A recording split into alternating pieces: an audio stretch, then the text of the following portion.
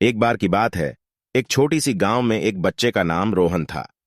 रोहन बहुत ही बहादुर और जिज्ञासु बच्चा था। उसके पास एक पुरानी किताब होती थी जिसमें रहस्यमय कहानियां लिखी हुई थीं। एक दिन रोहन ने उस किताब की एक रहस्यमय कहानी पढ़ी जिसमें एक भूतिया पुरानी हवेली के बारे में लिखा था। यह कहानी उसे बहुत पसंद आई और वह जानने के लिए उस हवेली के बारे में और अधिक जानकारी चाहने लगा। उन्होंने कई लोगों से पूछा, लेकिन कोई भी सही जवाब नहीं दे सका। अंततः एक बुजुर्ग आदमी ने बताया कि वह हवेली एक जंगल के अंदर छिपी हुई है।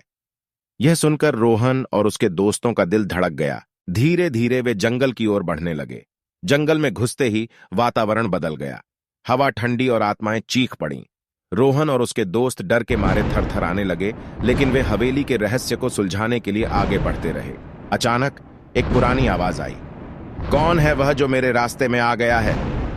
रोहन और उसके दोस्त डर से कांपने लगे।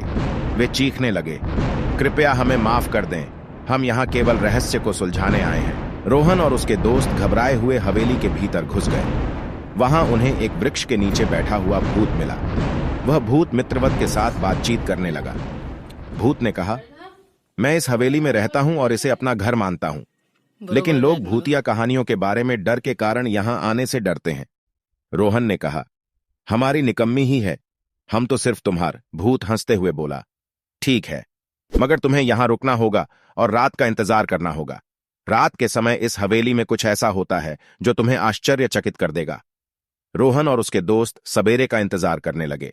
जब रात हुई, हवेली अपनी असली सूरत दिखाने लगी। दीवारों से अनगिनत हाथ निकले और अलग अलग आवाजें सुनाई देने लगीं।